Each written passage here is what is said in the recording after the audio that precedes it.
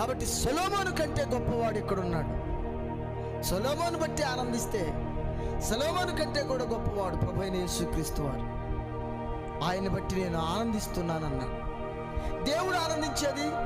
భక్తుడైన దావీదు ఒక కీర్తన రాస్తా, ప్రియ దేవుని ప్రజలారా, దేవుని ఆనందం ఏమిటో అని చెప్పుకుంటూ వచ్చాడు. చూడండి 35వ కీర్తన 27వ వచ్చిన భాగాన్ని ధ్యానం చేద్దాం.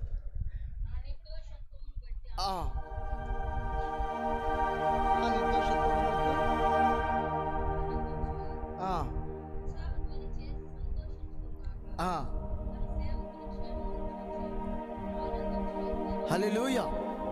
దేవుడు ఎట్లాంటి వాడు, దేని విషయంలో ఆనందిస్తాడనంటే సేవకుల క్షేమాన్ని చూసి ఆనందిస్తాడు. ఆయన దేవుని గురించి చెప్పింది విషయం ఇది.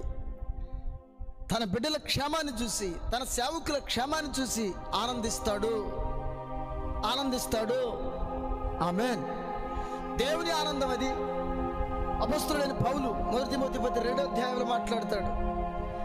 సంపూర్ణమైన మాన్యత భక్తి కలిగి మీరు నెమ్మదిగా సౌఖ్యంగా ఉండాలి అంటే మీరు మనుషులందరి కొరకు, రాజుల కొరకు, అధికారుల కొరకు ప్రార్థన, విజ్ఞాపనలు, దైవ కృతజ్ఞతార్పణలు, యాచనలు ఇవన్నీ చేయాల్సింది. ఇది దేవుని దృష్టికి మంచిదియును అనుకూలమునై ఉన్నది. దేవునికి సంతోషపెట్టే విషయాలు ఇవి. దొంగతనాసు కదా, దేవుడికి దుఃఖం, కీడు చేయటానికి పరిగెత్తే పాదం అంటే ఎప్పుడు కీడు చేయటానికి వాళ్ళ అడుగులు, ఇవన్నీ దేవునికి హేయం. కానీ దేవునికి ఆనందం ఈ ప్రార్థనలు. దేవునికి ఆనందం యేసయ్య శిష్యులు వచ్చి సమాచారం చెప్పగానే యేసయ్య ఆ గడియలోనే పరిశుద్ధాత్మలో బహుగా ఆనందించాడు. పరిశుద్ధాత్మల ఆనందం. యేసయ్యకు తన బిడ్డల క్షేమాన్ని చూడటం అంటే ఆనందం కదా. ఆయన ఆనందించే విషయాలు ఇవి.